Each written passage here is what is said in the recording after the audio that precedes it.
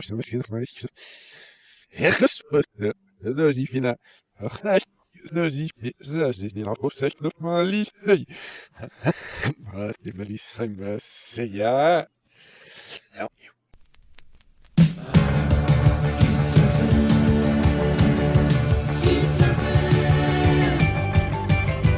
everybody had a 12 gauge and a surfboard too, you'd see them shooting and surfing here to Malibu.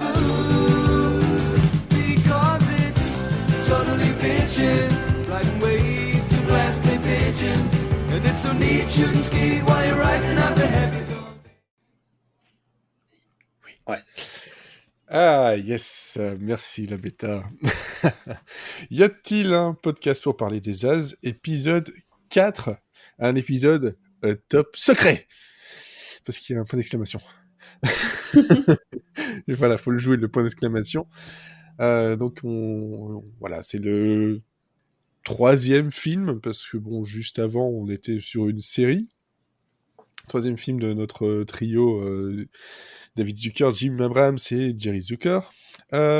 Donc un film de 1984 qui va polariser peut-être une partie du quatuor du podcast. La baston. Donc on a Elodie, on a Florian. Florian. Florian, mais c'est ce que je vois Florent. Qu'est-ce que t'as écrit? Flore référence au film. Voilà. Flo référence au film. J'arrivais pas à avoir de référence au film, donc elle est là en fait. J'ai juste explicité littéralement. T'aurais pu mettre me, effectivement. Et Olivier. Salut. Ça m'a perturbé le Florent référence. Il faut pas grand-chose non plus. Donc, on a vu ce film donc d'une petite heure et demie, avec une fin plus qu'abrupte. Dirons-nous. On sentait, bon, ben on arrivait à la fin de la bobine, on va arrêter là. Où on retrouve dans les acteurs et actrices principaux Val Kilmer, Lucy Guthridge et Michael Gough. Je sais pas comment on dit, j'aime pas, c'est GH à la fin, c'est un peu affreux. Je crois que c'est Goff, Ça, Je crois que c'est Goff. Goff. Et bon, caché au milieu de tout ça, on a un petit Omar Sharif. Voilà, il passait par là, il a vu de la lumière, il est rentré. Il a fait un tiercé Carté Quinté Plus, et puis... Voilà. Comme la super vanne de Nice Guy avec Omar Sharif. Ah bah tu sais, elle voit tellement rien que la bagnole, tu lui fous une moustache, elle pense que c'est Omar Sharif et qui court vite. Hein. C'est n'importe quoi. Bref, je sais pas pourquoi ça m'a fait penser à ça, Omar Sharif, plutôt qu'au tiercé. Mais effectivement, Florian, tu as raison. Et de quoi ça parle?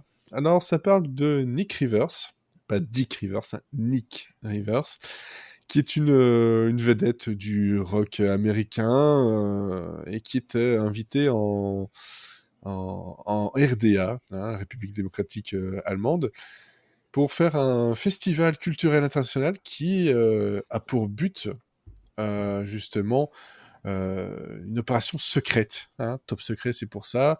Une opération secrète de ce qui reste des nazis. Alors, l'époque, on ne sait pas vraiment quelle époque on est. Ça, c'est tout le long du film, ça se mélange et c'est fait exprès. Et le but de cette opération secrète, c'est de détruire la flotte sous-marine de l'OTAN. On oublie très vite que c'est ça le but. Très vite. Alors, je pense que le seul rapport avec la flotte sous-marine de l'OTAN, c'est une scène avec un aimant. C'est ça. Fallait les rattacher quelque part. En fait, cet épisode, on aurait pu casser la structure de cet épisode du podcast et faire un quiz, en fait. Quelle est la véritable intrigue de Top Secret, en fait? Je suis certain que j'aurais eu 4 sur 10, en fait. Oui, c'est ça, c'est clair. Alors, petite information sympa, je sais pas si tu l'as noté, Elodie, mais bon, comme je l'ai sous les yeux, moi, je me suis dit, je trouve ça cocasse. Je sais pas s'il y en a beaucoup qui le font, mais donc ce film-là existe en français, en anglais, en allemand et en yiddish. Oui. Mais parce qu'en fait, la blague, c'est que il y a certaines scènes où on croit qu'il parle allemand, mais en fait, il parle yiddish. Et donc, du coup, à la traduction, ça passait pas. Donc, ils ont fait Voilà, je une trouve version ça assez yiddish. rare pour le... Enfin, en tout cas, personnellement, voilà, de ma culture, j'ai trouvé ça assez rare pour le noter. Donc, voilà, je trouvais ça sympa. Et globalement, c'est tout ce qu'il y a à dire là-dessus, puisqu'on va directement pouvoir passer à quelques informations, parce qu'il y en a quelques-unes. Peut-être pas autant qu'on aurait aimé, mais je pense que tu en as quand même glané quelques-unes. Oui, j'en ai un peu plus que sur les précédents films quand même. Alors déjà, commençons comme d'habitude par le budget. Là, ils ont finalement les premiers films, séries qu'on a vus, c'était fait avec les fonds de tiroir. Et là, ça va être un des premiers films où quand même ils vont être confortables. Ils ont eu un budget estimé de 9 millions de dollars, ce qui est déjà un peu plus confortable. Et ça, c'est dû parce qu'ils ont enchaîné les succès. Alors déjà, Airplane avait quand même eu un beau succès et j'y reviendrai après, mais la suite, Airplane 2, même si c'est pas les mêmes qui l'ont fait, du coup, Non. le succès a fait que ils se disaient que cet humour-là, ils étaient plus confortables dans le fait que ça allait plaire, donc ils étaient Alors plus que enclins bon, à donner de l'argent. Airplane 2, c'est quand même difficile, hein. Oui, bah oui, mais bon. Mais du coup, le film était plus attendu que les Mm, premiers, quoi. mm, Et mm. donc, niveau recette, confortable aussi, même si c'est pas un Schwarzy non plus, mais aux US, donc 20 millions et autant à l'international. Donc, au moins, ils Ouais, sont largement c'est ça. rentrés dans leurs frais. Ouais, ouais. Non, mais Sur un surtout film qui pour a ce coûté genre de 9 film. millions, oui, Ouais. c'est ça. Oui, c'est Mais ça. ça, C'est surtout que. Ouais. néanmoins, ça a été considéré comme un four. Oui, parce que du coup, il s'était basé sur ce que Airplane 2 avait fait, et alors que c'était pas, c'est différent quand même. Mais comme, enfin, après, il faut se rappeler que les films des As, c'est un humour quand même qui est particulier, et que c'est pas forcément la grosse comédie qui va attirer les foules Ah mais, les de toute premiers façon, comme week-ends. je pense que je l'ai déjà dit, et ici, je me suis dit, je vais quand même essayer. Je dis, voilà, on regarde un film avec ma femme, je lui dis, bah écoute, moi je vais regarder ça, on peut regarder ensemble. Et je lui ai montré juste le trailer, elle a fait, ah ouais, non, mais non. Au bout de 30 secondes, même pas, elle fait, ah ouais, mais non, en fait. Non, non, non, non, Bah ça oui. non, c'est clair. Ce genre d'humour-là, ça passe pas du tout pour elle, et il y a pas mal de personnes qui sont dans le cas, effectivement. C'est ça. Donc justement, les origines du film, c'est que après le succès d'Airplane, en fait, les As, ils savaient pas trop quoi faire parce que déjà, ils s'étaient lancés dans Police Squad, mais comme ça a été annulé au bout de 6 épisodes, ça leur a un peu coupé l'herbe sous le pied. Et Ouais. finalement, David Zucker, il a expliqué, alors je cite, nous avions juste besoin d'un sujet qui nous passionnait. Au départ, on n'avait pas tout un genre comme les films de catastrophes aériennes. On n'était que des fans de ces films en noir et blanc et de la Seconde Guerre mondiale réalisés pendant la guerre. D'une manière ou d'une autre, on ne pensait pas que cela suffisait. On voulait pas faire un film d'époque, on voulait le rendre contemporain. C'est tout le concept de Top Secret, qu'il n'est pas nécessairement ancré dans la réalité, mais c'est en quelque sorte le sentiment accru de folie pour les genres qu'on choisissait. C'est un hybride divisé entre les films d'Elvis et les films de Seconde Guerre mondiale. Donc voilà, ils n'avaient pas assez pour faire un film soit sur Elvis, soit un film sur la Seconde Guerre mondiale. Bon, ils se sont dit, on fait les deux en même temps, quoi. Ça passe. Oui, ça passe. C'est ça. Donc du coup, ils avaient quand même commencé à écrire un pseudo-scénario pendant la production d'Airplane, mais c'était difficile pour eux de combiner les deux genres parce que ça n'a rien à voir. Donc ce qu'ils ont fait, c'est qu'ils ont juste commencé à écrire des scènes qu'ils aimaient, qu'ils trouvaient drôles, et c'est après qu'ils ont essayé de trouver un scénario qui relierait un peu tout ce qu'ils avaient déjà écrit. Ce Mais qui ça explique ça se ressent tellement, en fait. Ouais, c'est pour ça que c'est un peu décousu, quoi. C'est que ils ont plus l'habitude d'écrire des sketchs, donc c'est ce qu'ils ont fait, et après ils ont trouvé un fil conducteur pour relier tout ça. Donc bon, c'est un peu aléatoire des fois. Ils auraient pu faire Airplane dans un train. D'ailleurs, c'était en développement L jusqu'en 1995 où Steven Seagal l'a fait avec piège de vitesse. Voilà, Ouais, c'était ma vanne. C'est pas le même Vous genre pouvez d'humour. continuer. Voilà. Donc au niveau du cast, c'est le premier film de Val Kilmer, qui est tout jeuneau, et il a surtout été choisi parce qu'il faisait une très bonne imitation d'Elvis Presley. Et d'ailleurs, le jour, C'est vrai. et le jour de l'audition, il s'est ramené avec un costume d'Elvis. C'est ce qui a fait toute la différence. Niveau cast aussi, on aurait pu avoir un petit peu de personnages différents. Dans son autobiographie, donc Pamela Stephenson raconte qu'elle a auditionné pour le rôle d'Hilary Flemon. Mais en fait, elle a entendu par l'intermédiaire de son agent que les As cherchaient une actrice française, donc rappée. Du coup, elle a demandé à son agent de lui obtenir une deuxième audition, mais en se faisant passer pour une actrice française. Donc elle s'est déguisée, elle a dit qu'elle s'appelait Danielle Bergeronnette. Et à la fin du cast, elle a enlevé sa perruque, elle a dévoilé le poteau rose, ils ont bien rigolé et elle n'a pas eu le rôle. Ouais, et finalement, il recherchait une française et c'est pas une française du tout. Hein. Voilà, mais bon. Bon, voilà. C'était peut-être juste. Après, c'est ce qu'elle a entendu de la part de son agent. C'était peut-être juste une excuse pour lui dire non, on ne veut pas toi, mais. Ouais, Voilà. c'est ça. À la base, le film devait durer 2 heures, mais ils ont fait quelques projections tests et finalement le film a été amputé d'une demi-heure, dont le gag de quand les pompiers téléphonent et qu'il y a la mémé avec son comment ça s'appelle là, son truc pour marcher, Déambulateur. son déambulateur là, et qu'elle met 3 plombs à traverser la route. En fait, ce gag à lui tout seul, il Dure devait une bien demi-heure.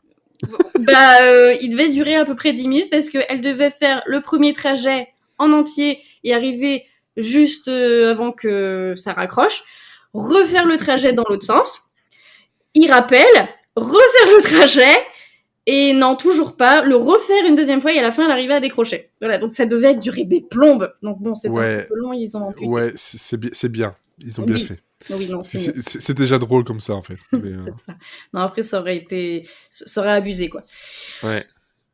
Donc, du coup, il y avait plein de petites scènes comme ça qui ont été sabrées, mais c'était plus parce que les gags fonctionnaient finalement pas très bien ou que c'était de toute façon trop long. Et Donc c'est en fait, surtout on que a... ce qui est intéressant, c'est que les projections test, elles étaient beaucoup faites sur les campus américains, et c'est les campus américains qui ont donné la chance aux As en faisant décoller Hamburger Film Sandwich et en faisant décoller leur sketch là. Donc en même temps, si ça fonctionne pas avec leur public de base, qui n'est pas forcément celui du Airplane par la suite, ça allait pas marcher, quoi. Donc quelque part, c'est un peu les campus qui ont donné naissance au Top Secret qu'on connaît, quoi. C'est ça. C'est Comme il y a ça. beaucoup de films de ce genre-là, hein, les National Lampoon, ce genre de choses, c'est un peu le même genre de public à la base. Hein. Pas le même genre d'humour, même le genre de public. Mm. Donc le film, il devait à la base sortir le 8 juin 84, mais la Paramount a décalé la sortie au 22 juin. Officiellement, ils ont dit ils voulaient pas que Top Secret sorte en même temps que Ghostbusters et Gremlins, parce que sinon ça sentait la catastrophe. Mais la rumeur veut que la Paramount n'avait pas confiance en la qualité du film et qu'ils sentaient pas que le film allait de toute façon s'en sortir face aux autres sorties du même jour. Je pense que de toute façon, c'est pas le même genre, donc... Non, mais c'est vrai qu'après, sortir juste en face de Ghostbusters...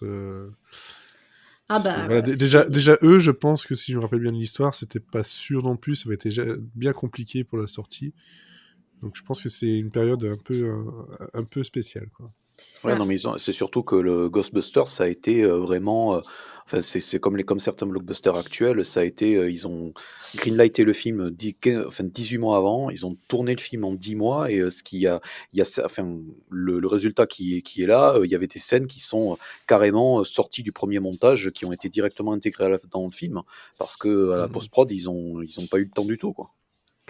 Bah ouais. Ouais. Non. D'ailleurs, il y a un bon documentaire dessus sur Netflix, That Movies That Made Us, qui en parle très très bien. Mais c'était pas le sujet ici.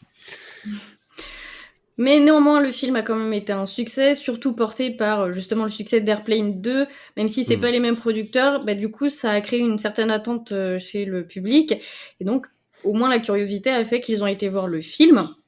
Niveau critique, tout le monde est assez unanime pour dire que le film est hilarant et que les gags sont tellement bons qu'on oublie que le scénario a aucun sens et que c'est du bon n'importe quoi qui sait se déguster. Fun fact, du coup, enfin c'est pas une surprise, mais c'est vraiment Val Kilmer qui a chanté toutes les chansons du film. La BO est aussi sortie en 84, mais elle est pas sortie sous le nom de Val Kilmer, mais sous le nom de Nick Rivers, forcément. Et Val Kilmer, il en a profité pour passer son brevet de plongée en tournant le film, parce que pour tourner la scène de combat sous l'eau, il lui fallait un brevet de plongée. Écoutez, il y en a qui vont aux Philippines, et puis il y en a d'autres qui qui vont se foutre des pains sous l'eau. Oui, c'est ça. C'est ça, pourquoi pas. Chacun ses choix, C'est ça. ses goûts. Autre fun fact, la scène dans laquelle Lucy Goldridge regarde du balcon sur la rue où elle voit les hamsters et tout ça là qui courent entre les voitures là, en fait c'est une miniature qui vient du Superman de 78. Et en fait, les As donc ils le disent dans le commentaire DVD. En fait, ils ont d'abord trouvé la maquette dans les studios de Shepperton et une fois qu'ils avaient la maquette entre les mains, ils ont écrit une scène pour pouvoir l'intégrer dedans parce qu'ils trouvaient ça trop marrant. C'est typique. Franchement, ça c'est le genre de truc, c'est typiquement le trio quoi. Tiens, on a un truc, on va essayer de le placer On a dedans. trouvé un joujou.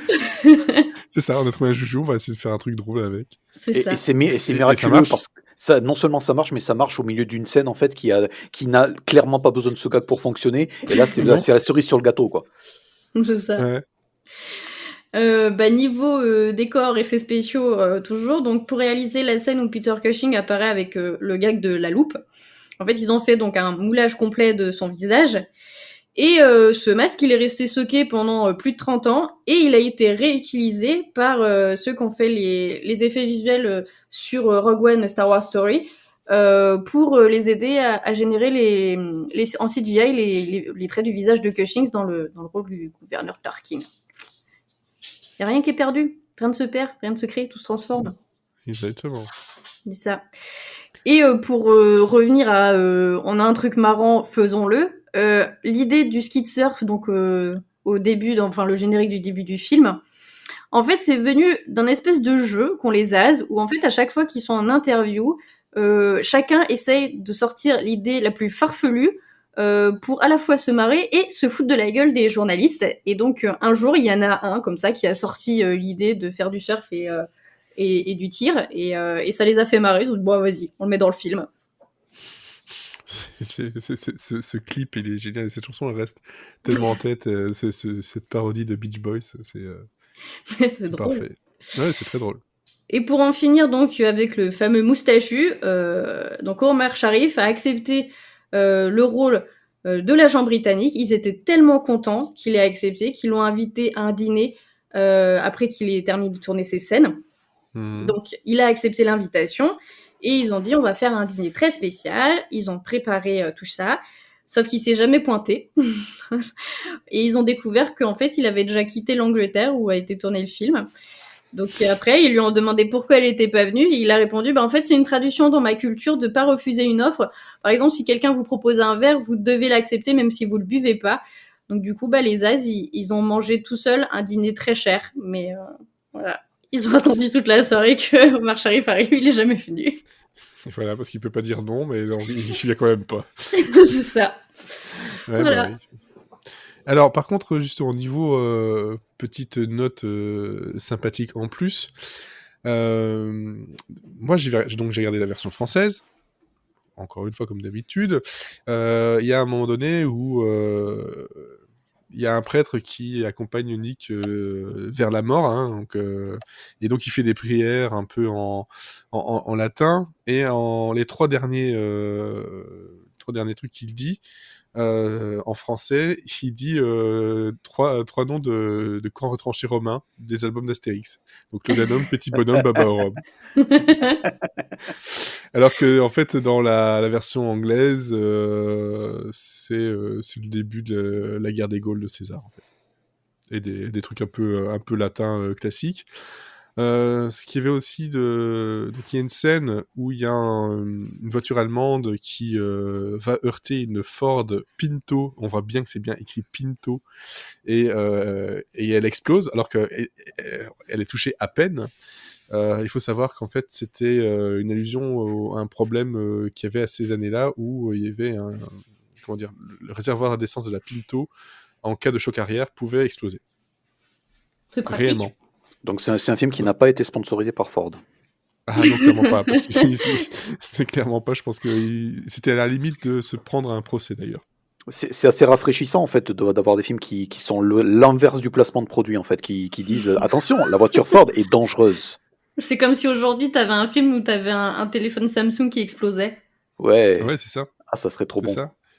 Non, ça marchera pas. Ils mettraient les producteurs en banqueroute, mais je pense que ça vaut le coup, quoi. Ouais, c'est ça. C'est un peu ça. Sinon, on a aussi des gags qui passent un peu inaperçus ou des gags qui ont été un peu coupés. Donc tu disais justement le gag de la vieille dame, mais aussi il y a le gag où en fait Nick se plaint d'être passé super longtemps en prison, hein, avec les marques sur le mur. En fait, il est resté 20 minutes. Et donc en fait, justement, il propose justement un vibromasseur géant pour sa femme, et en fait là tout est coupé et on comprend plus rien parce que finalement on apprend que l'impresario meurt parce qu'il a utilisé le vibromasseur géant sur lui-même. Je trouve que c'est mon gag préféré. Ça, il y a le gag aussi de la vache et du taureau qui a été coupé juste avant l'instant fatal et qu'on n'a pas besoin de voir pour comprendre. Il suffit juste de la scène d'après et de la démarche de Ange pour comprendre ce qui s'est passé. Hein, voilà. Mais c'est coupé de façon abrupte. On voit que ça a été coupé vraiment au dernier moment et voilà, c'est hop, on coupe là et on met le reste. Donc ça, c'est des choses qui ont été coupées. Et alors, le gag qui, lui, n'est pas coupé, mais qui passe un peu inaperçu, vous voyez le vin blanc qu'on lui propose, qui fait fondre le verre. Mhm. En fait, c'est un vin blanc où il est marqué millésime 1985. Alors que, bon, bah voilà, c'est en 84, donc en toute logique, il n'existe pas. Et donc, en fait, c'est supposé qu'il est encore en fermentation, et c'est ce qui fait fondre le verre. Voilà, donc il y a une logique. C'est pas forcément un poison, c'est juste que voilà, il est encore en fermentation et ça fait vendre le verre. Voilà, des petits trucs comme ça glissés par-ci par-là, assez rigolo.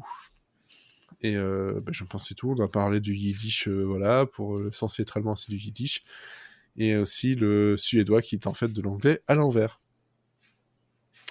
Donc petit clin d'œil au nul. Hein, avec le célèbre sketch à l'envers. Ah bah non, je suis sotte, c'est du suédois. Comme Voilà. la vraie langue suédoise, hein, d'ailleurs. Hein, toute la langue suédoise, c'est que de l'anglais à l'envers. C'est ça. Et quand tu le remets à l'endroit, ils te disent c'est ça.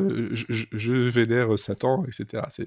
C'est bien connu. Ah non, je mélange. Et c'est pour ça que ABBA est leur groupe le plus connu. Parce qu'à l'envers et à l'endroit, c'est la même C'est ça. version.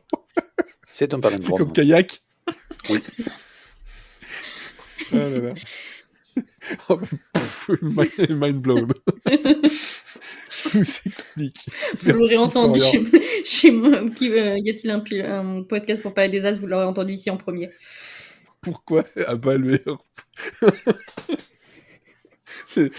J'espère qu'il n'y a pas trop de Suédois qui nous écoutent. Les excuses, tout Peut-être ça. qu'ils écoutent le podcast à l'envers pour comprendre. Faudrait que je fasse la blague une fois de mettre le podcast complètement à l'envers sur la plateforme. Je pense que ça serait. Je pense franchement que ça serait dépasser les Bjorn.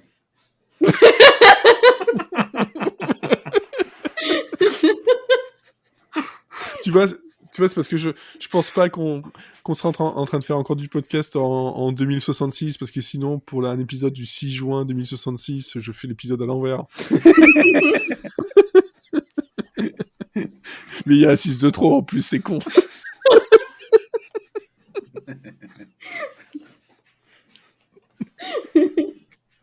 Je suis tellement con, putain. C'est 6666. Je répète départ, pas c'est- la jour-là. Au départ, c'était une bonne idée. Une idée mortelle. Alors, C'est bon. le père de Satan. Ah là là. Bon, alors, comme demandé par Olivier, on va déroger à la règle du...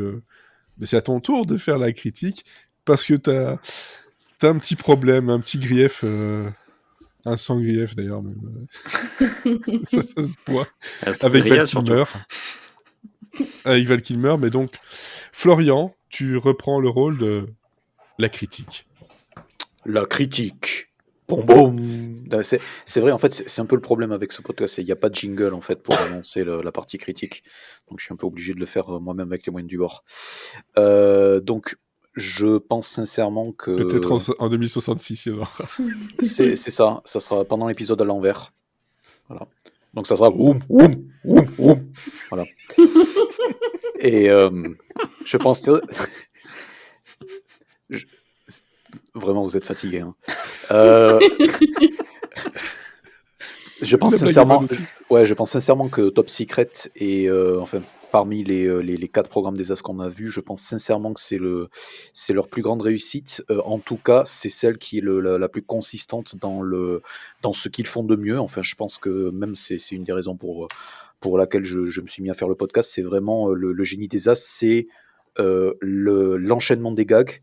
L'enchaînement, enfin vraiment le côté millefeuille dans l'absurdité des gags, le fait qu'ils peuvent tenter absolument tout et n'importe quoi, qu'on sent vraiment que y a une côté comédie sale gosse où on ne s'interdit absolument rien. Ce qui est Mm. relativement rare pour un film de studio parce que bon, la grosse majorité des films des As vintage, sauf celui de notre prochain épisode, a été financé par la Paramount. Et du coup, c'est vraiment en termes de rythme et en termes d'enchaînement des gags, je pense que c'est leur chef-d'œuvre. Enfin, n'ayons pas peur des mots, je pense que c'est vraiment leur chef-d'œuvre. Je pense qu'ils n'ont jamais rien fait de mieux depuis. Et donc déjà, ça c'est un énorme gros point fort du film. Euh, j'ai aussi vu avant l'enregistrement du podcast que donc un des As disait que une des raisons de l'échec du film, c'est que du coup, comme l'expliquait Elodie, il y avait vraiment pas de vraie structure, de vrai scénario, et il y avait plein d'ébauches de gags en fait à partir duquel ils ont élaboré le film. Mais du coup, je pense que ils ont pas à prendre comme excuse le fait du film d'espionnage. Donc déjà, ils jouent avec les époques, donc tu ne sais pas si c'est un film si c'est un film qui entend parodier les films paranoïaques d'espionnage des années 60, si tu entends parodier les films des années 40. Enfin, tu sais pas trop exactement ce qu'ils entendent parodier. C'est vraiment un film. Ça passe, ouais, c'est d'une décennie à l'autre, ça passe tout le temps, quoi. C'est ça. Tu dis, Il y a un côté film d'espionnage fauché avec des où franchement voilà c'est des passages obligés et je pense qu'il y a une vraie volonté de tout faire pour le gag. Et je pense que l'autre gros point de Top Secret, et je pense que c'est peut-être ce qui va me faire le plus recommander ce film-là des As par rapport aux autres, c'est pour moi à quel point c'est spectaculaire au niveau du production design en fait. Il y a vraiment des scènes qui sont impressionnantes dans le film. Je pense notamment à celle dont je me souvenais le plus, qui est le combat sous-marin, le combat vraiment sous l'eau, donc façon western, façon saloon. Quand je ouais. revois la scène, en fait, déjà, félicitations pour l'apnée de Val Kilmer, en fait, parce qu'il y a, au niveau de la durée des plans, c'est quand même relativement long. Il y a une vraie velléité il y a une vraie intention de faire une vraie bagarre de saloon, mais sous l'eau, ce qui est un truc absolument.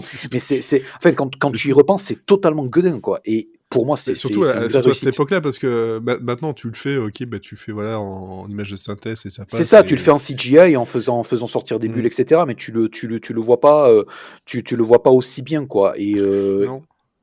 c'est ça. Et là, en fait, tu vois les cascadeurs qui essaient de balancer des coups, qui essaient de balancer des chaises et tout. Et plus j'ai revu la scène, je me suis dit, mais enfin, le niveau de préparation pour que ça soit fait sans que quelqu'un, sans aller chercher les bouteilles à oxygène, c'est quelque chose qui est, c'est assez impressionnant. Il y a ça, il y a la scène avec la moto en fait qui traverse 10 bus, etc. Il y a énormément de scènes qui sont totalement spectaculaires, hein. Et tout ça est fait pour l'amour du gag en fait, parce que tout Ah oui, ça mais c'est fait clairement. c'est littéralement, et c'est pour ça que je me dis que c'est le film des As qui a le plus l'esprit de sale gosse, c'est que ils ont eu un tout petit peu la carte blanche de passer derrière Y a-t-il un pilote dans l'avion, de passer derrière Airplane, et donc du coup ils ont brûlé l'argent, quoi. Ils ont brûlé l'argent du budget dans les gags les plus cons de la Terre. Et pour moi, c'est ce qui fait que ce film est vraiment quintessentiel pour les As, quoi. Mais clairement, et surtout, en plus du fait que derrière, il n'y a pas de scénario, ou le scénario, c'est juste un truc rattaché, tu sens vraiment l'origine même, de genre, on va juste faire des gags, on va pas te laisser respirer de A à Z pour pas que tu t'en rendes compte qu'en fait, finalement, ce qu'on te raconte, ça n'a ni queue ni tête, quoi. Il y a pas un moment où ça s'arrête, il y a pas un moment d'un peu de calme. Même quand c'est l'air calme, c'est une connerie qui est derrière, qui se cache derrière. Et de toute façon, dès les premières secondes, ça se voit que c'est des conneries. Tu le vois arriver un peu, hein, le côté le pont. Moi, j'ai remarqué que quand même le pont, on voyait qu'il était quand même pas très très épais, pas très large. Si on regarde bien, on voit qu'en fait l'épaisseur doit faire allez, 80 cm et pas plus. Ce pont qui casse et puis qui se retourne genre, ok, bon, voilà, c'est bon. Ça commence là-dessus, sur un pont qui éclate, enfin un truc sur un train, et puis, enfin c'est tellement tellement con. Ça et le gag de la voiture compressée avec Omar Sharif dedans. Je revois cette antenne qui grandit. Hein. et le klaxon qui fait, je sais pas la cucaracha, mais un truc quasiment identique. C'est juste magnifique. Mais c'est vrai, c'est ça. C'est Top Secret.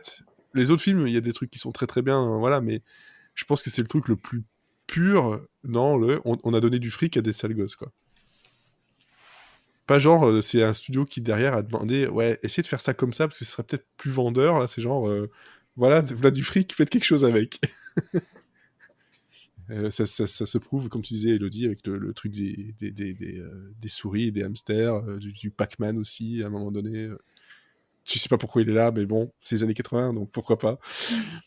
Enfin voilà, désolé pour l'aparté, mais c'est vraiment très très très important comme film. À part pour Val Kilmer. Je vois Olivier en train de dire Val Kilmer, il fait chier, il a une sale gueule, il énerve. Alors Olivier, que penses-tu de Top Secret? Oui, bah moi c'est pas que j'ai pas, enfin j'ai aimé le film, enfin je me suis bien marré devant le film, mais j'ai pas été aussi, je suis pas aussi dithyrambique que vous sur le film parce que je suis, en fait il me reste pas grand chose du film à la sortie. C'est-à-dire que je vois le film.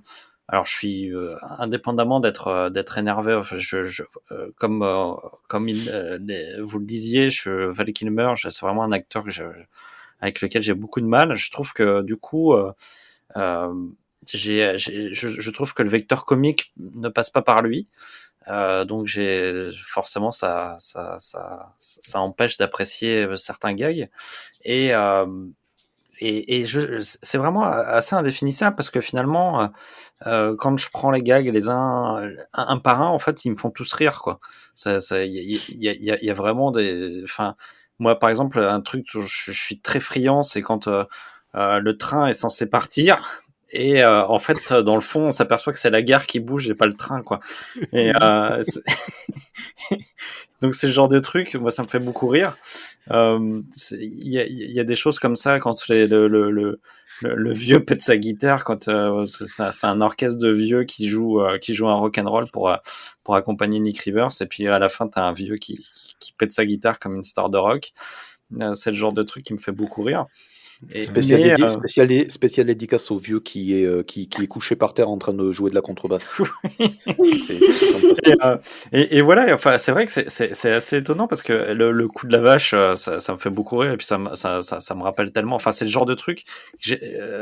Moi qui suis très fan de Monty Python, Sacré Graal, c'est typiquement le genre de truc qui vient de là, quoi.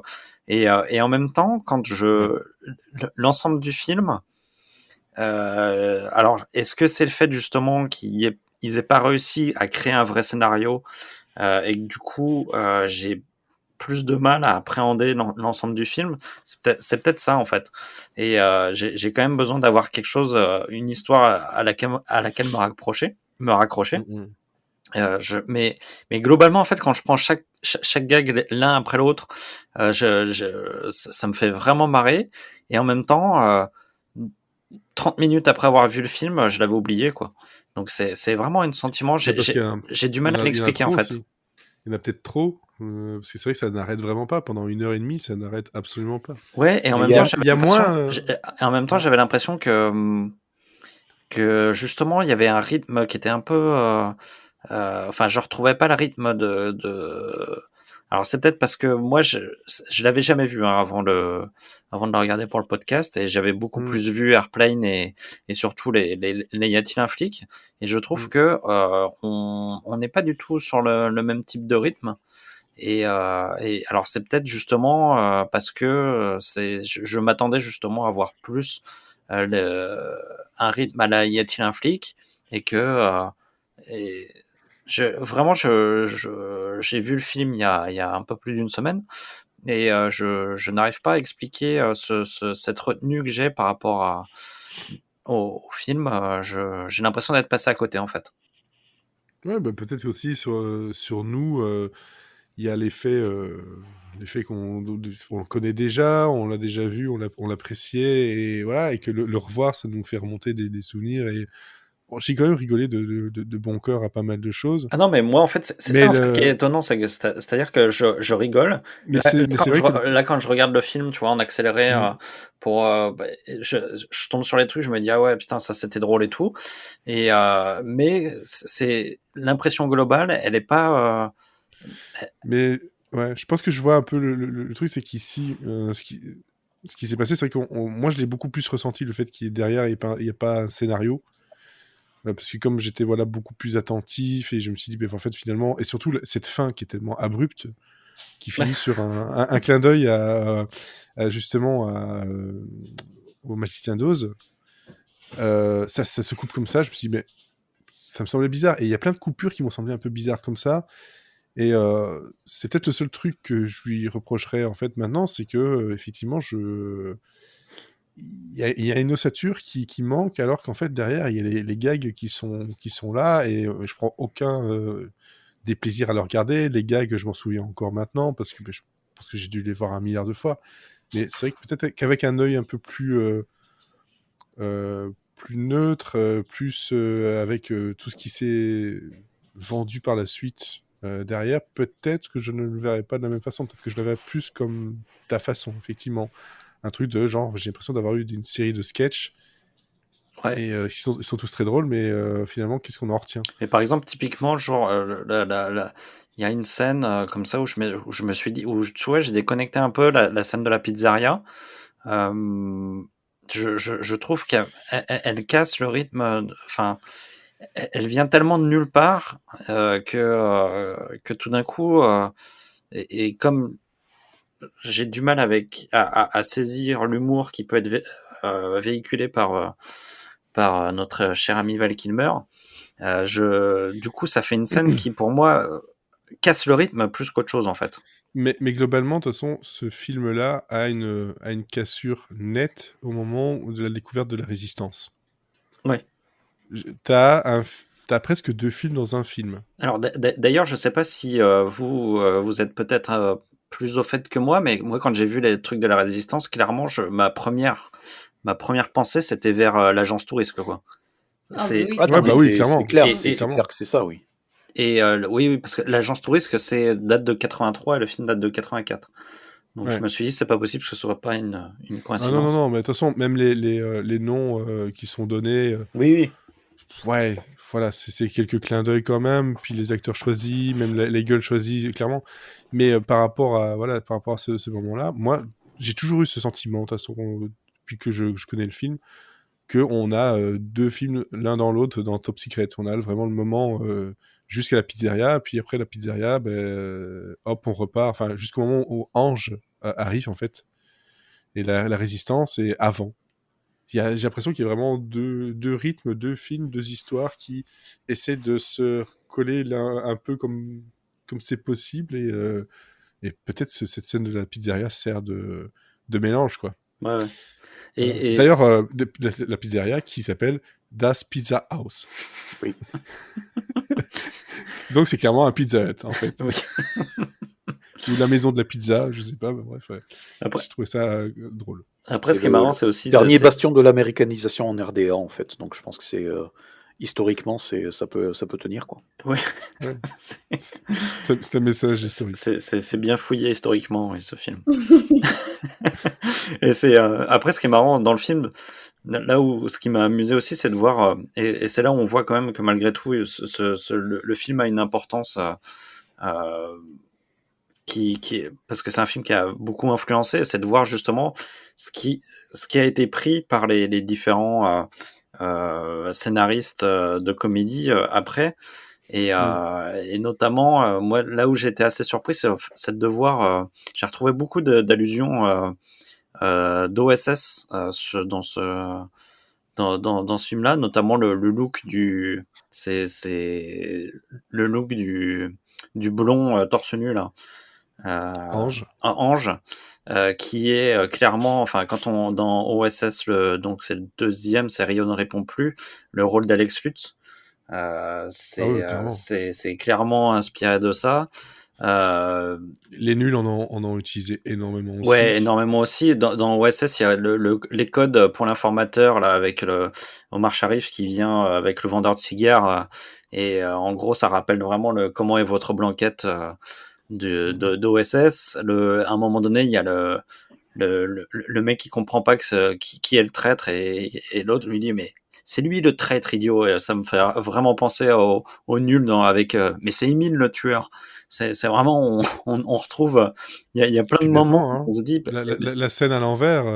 oui là ça non mais c'est assez marrant parce que finalement il y a à la fois on recherche les gags dans le film et en même temps on recherche quand est-ce que ça a été repris après notamment par les Mais scénaristes.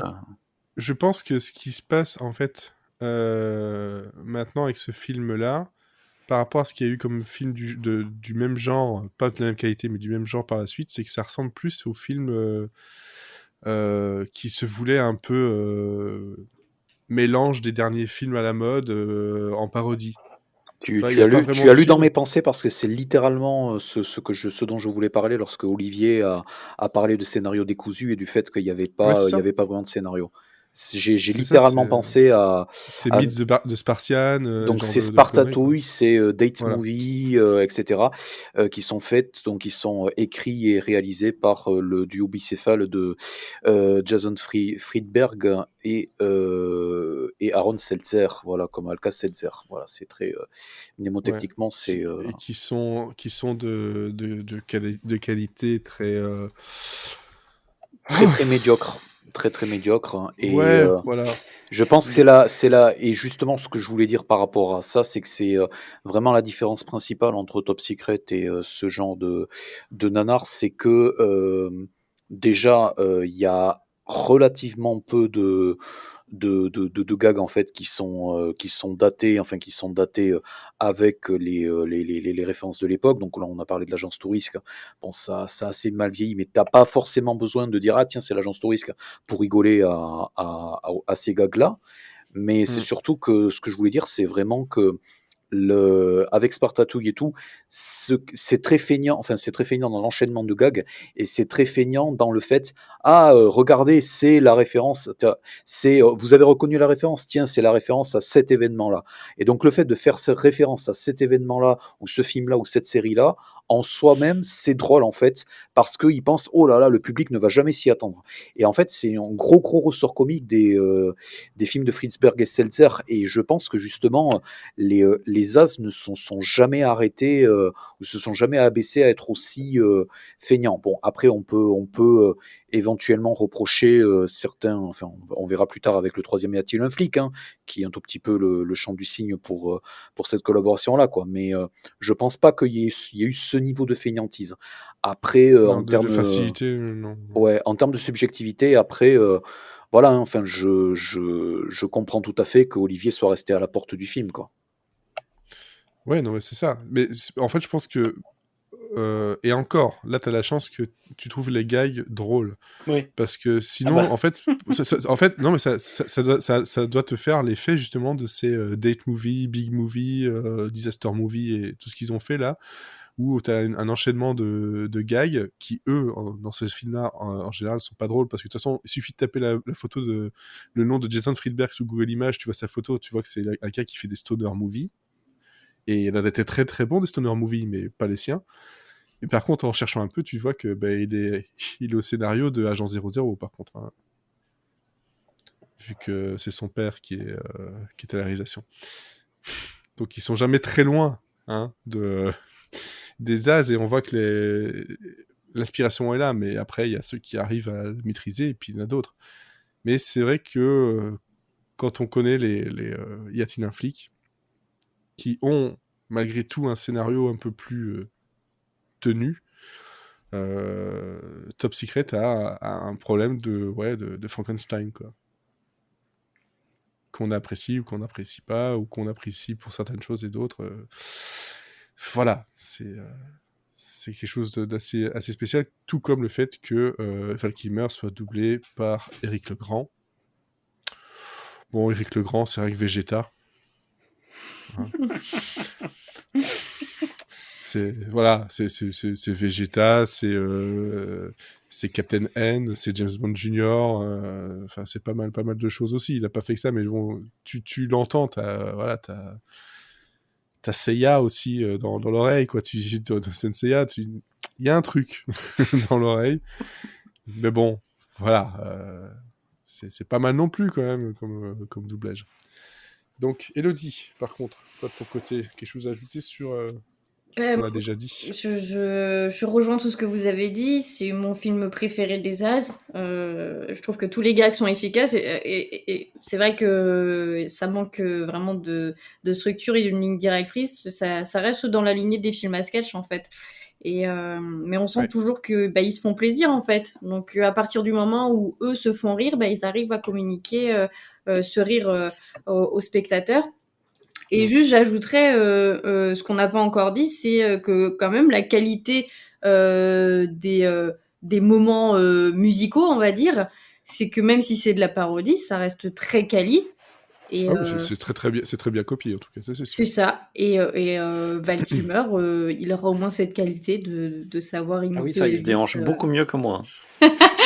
et il chante très très bien, quoi. Ouais, et ça reste dans la tête. Franchement, je comprends qu'ils aient sorti la BO après parce que je sais pas si ça s'est bien vendu ou quoi, mais je pense que ça sortirait maintenant, ça pourrait faire son petit effet encore. Hein. Alors par contre, justement, je sais pas si c'est une erreur de montage ou si c'est un truc voulu, mais donc quand il fait son show devant un public de jeunes filles en folie, d'ailleurs, il n'y a pas que des filles d'ailleurs, si on regarde bien, ça hurle tout le temps, comme dans les reportages qu'on pouvait voir des Beatles, etc. C'était un peu comme ça. Mais il y a un moment donné où tu les vois en train de hurler, mais il n'y a pas de son. Oui, oui, c'est vrai. Alors, est-ce que c'est parce qu'en fait, on est devenu sourd parce qu'ils ont crié trop fort, ou est-ce parce que je suis trop vieux et j'entends pas les fréquences? Ou alors ils ont coupé, ils ont merdé le mixage tout simplement. Je sais pas, mais oui, c'est vrai. Non, à part ça, voilà, je trouve que c'est quand même hyper efficace et je pense que c'est le film aussi le plus ambitieux visuellement. Il y a, comme tu disais, Florian, ils avaient un budget plus confortable et donc je pense qu'ils en ont profité aussi pour mettre en place des choses qu'ils avaient déjà envie de faire mais dont ils n'avaient pas les moyens. Et donc les décors sont fantastiques. Enfin, ils ont même refait, ils avaient testé donc dans Airplane le coup de l'avion qui rentre dans l'aéroport. Finalement, là, ils ont fait pareil mais avec un sous-marin, quoi. Un sous-marin. Putain, le docteur Flamand. Donc voilà, donner de l'argent à des enfants, voilà ce qu'ils s'en feront. Par contre, un truc que j'ai remarqué, c'est que contrairement au film d'avant et à la série, c'est que c'est un film où les gags en arrière-plan, il n'y en a pas tant que ça. Non. Voire quasiment pas. Et donc on sent déjà une tentative de réglage du gag encore plus. C'est peut-être pour ça qu'ils ont voulu faire ces gags-là, ces sketchs un peu, et puis essayer d'en faire un film. Mais ils se sont dit, allez, on va essayer peut-être autre chose. Et ouais, c'est. Non, je suis d'accord. Même dans l'ensemble, il y a beaucoup moins de figurants, à part, comme on a dit, dans les scènes musicales et tout ça. Mais finalement, il y a beaucoup de scènes plus recentrées sur les personnages principaux. Et du coup, comme il n'y a pas vraiment de personnages secondaires, il y a beaucoup moins de possibilités de faire des gags en arrière. Il y a peut-être de temps en temps, comme dans le parc, avec avec la statue de pigeon, là. De pigeons sur lequel viennent se poser des hommes. Pourquoi pas? Tu sens vraiment que c'est voilà. Et là, il y a des petits trucs à regarder. Ouais, mais... dans la pizzeria avec le fromage qui n'en termine pas, là. Ouais, mais c'est évident, tu le vois. Oui. Tu vois, c'est montré. Et il y a vraiment... en tout cas, je me rappelle pas une seule scène où je me suis dit, ah, c'était caché. Même le truc Das Pizza House, il est marqué en gros, quoi. Ouais. Donc, moi, je pense que c'est une tentative de renouvellement dans le type d'humour, mais je pense aussi que En gros, enfin, ça ne veut pas forcément dire que ça mérite pas le revisionnage, mais je pense que, par exemple, le coup du prêtre qui dit du non-sens en latin, le coup justement, le coup des langages totalement non-sensiques, je pense pas forcément que c'est quelque chose que tu vas voir du premier coup. Donc voilà, c'est des choses, ça mérite d'être Ouais. approfondi. Donc c'est ça, je pense il y a aussi, enfin au deuxième ou au troisième, et je pense aussi que les gags sont tellement solides dans l'ensemble que du coup au deuxième ou troisième visionnage, c'est pas super grave si tu ne découvres pas autant de choses que tu avais loupées par rapport à, je sais pas, un Airplane ou des choses comme ça. En fait, Moi, c'est marrant, c'est que là, tu vois, quand t'en parlais, c'est qu'il y a beaucoup plus justement d'humour qui va passer par la parole dans ce film-là que justement jusqu'à maintenant on avait vraiment l'habitude d'avoir quasiment qu'un humour visuel en fait avec eux. Et là, dans les trucs cachés, tout d'un coup, c'est des choses qui viennent de la parole. Alors qu'avant, les trucs cachés venaient de l'arrière-plan, du visuel et tout. Et donc, on sent effectivement qu'ils ont essayé de faire quelque chose de complètement différent, quoi. Ouais, non, c'est ça, il y a un seul truc que je me souvenais vraiment pas, c'est dans cette scène à l'envers, il y a le chien qui, en fait, lui, on sent que ils ont tout bien Lui, il a filmé pas à été l'envers dressé, hein. parfaitement. Lui, il n'a pas été dressé, il part de son truc à croquettes à l'envers. J'ai trouvé ça, mais genre, c'est un détail, ça dure genre 5 secondes. Et t'as la scène qui se termine, et puis t'as le chien qui fait pouf, qui part en arrière. Et je pense que je l'avais jamais remarqué, ou en tout cas, ça m'avait pas marqué plus que ça, quoi. Non, il y a des trucs très, très, très, très bons, très drôles, d'autres qui sont un peu moins réussis, mais dans l'ensemble, il y a moyen de garder des bonnes scènes à envoyer à des gens. Eh, regarde ça, c'est drôle ce truc-là. Juste des bouts de scène. Genre, regarde ça, c'est drôle. Regarde ce qu'il C'est fait. dommage parce que les scènes coupées dont parlait Elodie, du coup, c'est super dommage parce que, à ma connaissance, elles n'existent pas en vidéo. Non. Et enfin, il y a eu un Blu-ray qui a été édité et ça existe toujours pas en vidéo. Et Non. c'est assez dommage parce que du coup, enfin, je pense pas que ça aurait fait un director Scott, mais quand même une demi-heure de scène de ce film-là, ça aurait Ouais, mérité mais de voir le jour, quoi. ouais, mais sachant qu'en fait sur ce film-là, ils avaient quand même une certaine liberté. Je pense que pour le coup, c'est des scènes qui ont été coupées de leur fait. Et donc, je pense que effectivement, comme disait Elodie, je me demande si c'est pas justement des scènes qui ne fonctionnaient pas, quoi. Donc, est-ce que ça valait vraiment le coup de le montrer c'est pas les studios, quoi, qui ont coupé les scènes. Donc, je pense que c'est vraiment un choix de leur part. Donc, je sais pas si Ouais. ça vaut vraiment le coup de. Ouais, c'est ça. Peut-être vaut mieux pas les voir que d'être déçu, tout simplement, quoi. Ça, je sais pas non plus. D'ailleurs, faudrait voir, peut-être sur YouTube, il y a des choses, ou sur Dailymotion. Ouais, Je je pense sais qu'en pas. général, ils sont assez secrets quand même sur les trucs qui ont été coupés et tout. J'ai l'impression qu'ils se débarrassent assez rapidement du matériau en trop, quoi. Bah, écoute, moi je vois qu'il y a un truc qui s'appelle Deleted Scenes et qui dure 2 minutes. Donc je pense que non, effectivement, il ne doit pas y avoir grand-chose. Il ne doit pas y avoir grand-chose à se mettre sous la dent et peut-être cela vaut mieux, effectivement. Mais toutes les scènes, de toute façon, sont là. Ah oui, et le cheval, parce que là, je le revois, mais le cheval qui chante. Je repensais au criquet. À un moment donné, il y a une scène où ils sont en train d'observer le château dans lequel il y a les Allemands et il y a un criquet on entend un criquet et tout, et puis t'as le gros black qui sort là, une espèce de massue pour buter le criquet. Ça me fait beaucoup rire aussi. Et en plus, ça fait du bien Voilà. aux oreilles quand ça s'arrête. Oui, ça c'est clair. C'est clair. Bon, bah, je pense que de toute façon, on a fait le tour de la question de Top Secret. Bah, c'était un film de toute façon pour l'essence même des As, il faut l'avoir vu, hein, même si- Chef-d'œuvre, indispensable. Voilà, en tout cas pour l'histoire des As, parce que je pense que là, Olivier confirmera que oui, c'est peut-être pas un chef-d'œuvre, mais c'est indispensable. Mais il y a de la nuance un petit peu quand même. En tout cas, ce sera un peu plus simple à recommander que le film de la prochaine fois. dont je ne garde pas un très très bon souvenir, qui est « Y a-t-il quelqu'un pour tuer ma femme » en français, alors que c'est « Ruthless People » en anglais. Hein, on va mettre « Y a-t-il quelqu'un pour » derrière un titre et ça va marcher.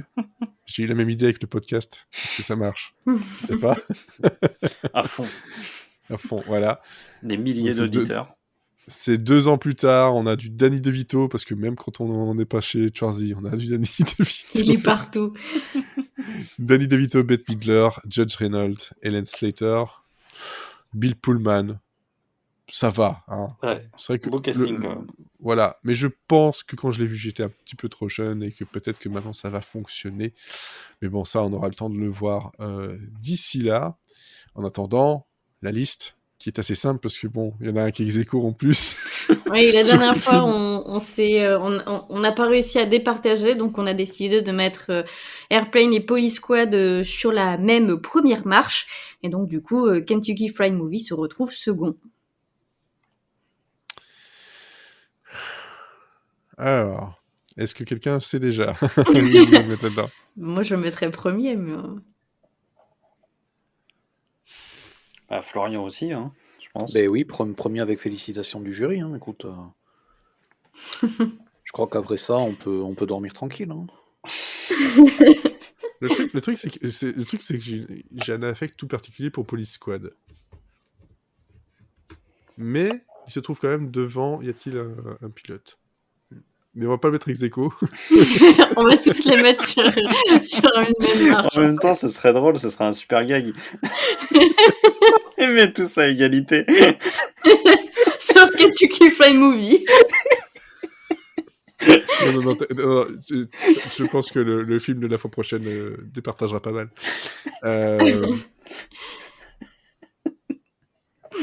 Ouais, si, pour le côté... Je pense que ça sera un film qui rajoutera un De Vito. Un veto de Vito. Enfin, ouais, je vais le mettre premier parce que c'est clairement... alors que c'est con, parce que Police Squad va montrer ce qu'on va avoir dans les années qui vont arriver. Mais ici, Top Secret insiste un peu plus sur ce côté de simplification des plans et travail un peu plus des dialogues, etc. Donc c'est un film important dans leur carrière, donc ouais. Bon, allez, je vais mettre premier aussi. Bon, et Olivier, tu l'aurais mis où? Bon, je l'aurais mis en 2, moi, mais du coup, ça fait... Ouais, ça ferait ex-aequo. Ah non, pas Non, ex-aequo. bah non, la majorité l'emporte. Mais après, c'est vrai que c'est vrai que je suis embêté parce que à cause de Police Squad. C'est un peu embêtant. Oui, mais on peut dire que Police Squad, il est hors catégorie parce que c'est pas un film. Ah. Néanmoins, alors du coup, on va faire, J'ai envie de dire, non, on va faire un c'est classement vraiment- non, série, ça- un classement film. ouais, non, c'est Ça vraiment va aller un vite avec argument. une série. Ouais, c'est argument de mauvaise foi là. Je pense on s'est tenu sur un classement de tous les épisodes et tout ce qu'on traite sur le podcast, on s'y tient. Donc voilà quoi. Si Mais par contre, l'idée d'Olivier de mettre tout le monde sur le même truc, c'est pas mal. D'abord. ouais, je trouve que c'est pas mal, ouais. Mais juste un, toi, à la fin. Non. Toi, on t'aime pas. Bah, le troisième, podium. y a-t-il un flic En fait, t'as un podium avec une seule place et t'en as un qui est sur le bord, là, qui est quasiment poussé. Il est là. C'est ça. Mais je pense et franchement, je pense c'est y a-t-il un flic pour sauver l'humanité quoi. Le truc ça sera derrière. Ah non, quoi. mais lui, il est. Il est hors. Déjà, il est hors Zaz et il est hors catégorie quoi. Déjà, et putain, il y a Ophélie Winter, quoi. et c'est un. Attends, c'est quoi? C'est un studio allemand? C'est ça, c'est une production franco-allemande, germano-canadienne. Ouais, c'est ça. C'est un concept, là. Ah, mais non, mais franchement, dans ce film-là, il n'y a rien qui va. Ah bah... Je te jure, quand la fois où je l'ai vu, je me suis dit, c'est pas possible, je dois avoir la grippe, je comprends rien. Et puis il y a eu Ophélie Winter, je fais, ouais, en fait, non, c'est pas moi. S'il y a un truc qui va pas du tout, et ce qui est triste, c'est pour Leslie Nielsen, quoi. Qui lui est au bout du rouleau, alors qu'il a fait le détonateur, en plus. Ah, le pauvre, Bref. c'était dur à la fin. Ah ouais, c'est pauvre Leslie Nielsen. Ok, ben voilà. Donc là, Top Secret va passer premier. avant de se faire dépasser par les y a-t-il un flic? Au moins un, pour sauver la reine, peut-être. On verra aussi si on fait les films qui sont hors Zaz. Ça, on en discutera un peu plus tard, parce qu'on a encore, de toute façon, 4 films. Ouais. Avant de discuter des films apparentés. Voilà. Un genre Le Prince de Sicile, quand même, ce serait bien de le voir. J'insiste à chaque épisode. Allez, bon, je pense qu'on va terminer là-dessus. Merci à vous 3 de m'avoir accompagné dans ce podcast top secret. C'est-à-dire qu'il est écouté par une personne, parce qu'il est vraiment top secret. En espérant qu'elle saura tenir sa langue. Non, voilà. Exactement.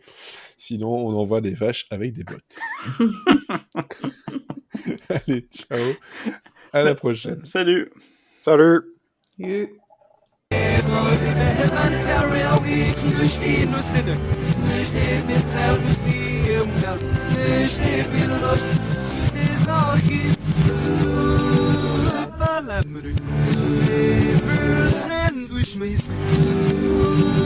No person,